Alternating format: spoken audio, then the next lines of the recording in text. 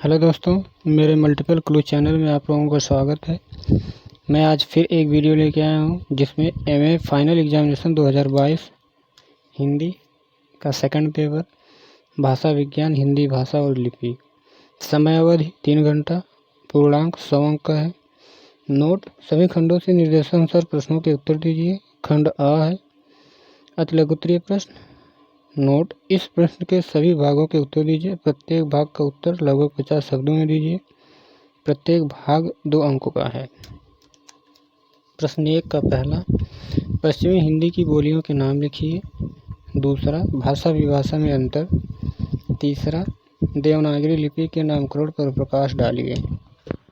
चौथा, 5 भाषा वैज्ञानिकों के नाम लिखिए। पांचवा, वाक्य के प्रकार। छठा, स्वर और व्यंजन ध्वनियों में अंतर स्पष्ट कीजिए।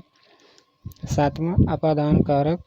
आठवां, आधुनिक भारतीय आर्य भाषा के नाम लिखिए। नौवां, उपसर्ग किसे कहते हैं, उदाहरण दीजिए। 10वां, समास के प्रकार। खंड बा, लघु उत्तरीय प्रश्न। नोट: सभी प्रश्नों के उत्तर दीजिए। प्रत्येक प्रश्न का उत्तर लगभग 200 शब्दों में दीजिए। प्रत्येक प्रश्न 10 अंकों का है। प्रश्न 2, भाषा की परिभाषा देते हुए उसकी उपयोगिता पर प्रकाश डालिए। अथवा, बोली शब्द का अर्थ स्पष्ट करते हुए हिंदी की 2 बोलियों का संक्षिप्त परिचय दीजिए। प्रश्न 3, ध्वनि परिचय की दिशाएं बताइए। अथवा, वाक्य परिवर्तन के कारणों का वर्णन कीजिए।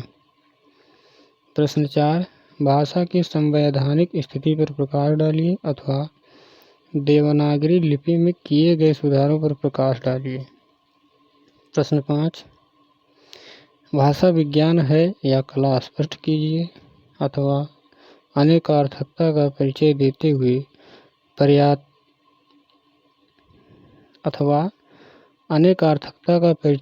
हुए पर्यायता से अंतर स्पष्ट कीजिए। प्रश्न 6, राजभाषा से क्या समझते हैं। अथवा, हिंदी के क्रिया रूपों पर प्रकाश डालिए। खंड सा, दीर्घ उत्तरीय प्रश्न। नोट: किन्हीं 2 प्रश्नों के उत्तर दीजिए। प्रत्येक प्रश्न 15 अंकों का है। प्रश्न 7, अर्थ परिवर्तन के कारणों पर संक्षेप में उदाहरण सहित प्रकाश डालिए। प्रश्न 8, पूर्वी हिंदी की बोलियों का परिचय दीजिए। प्रश्न 9, देवनागरी लिपि के उद्भव और विकास पर प्रकाश डालिए। प्रश्न 10, संस्वन एवं स्वनिम की अवधारणा स्पष्ट करते हुए संस्वन एवं स्वनिम में अंतर स्पष्ट कीजिए।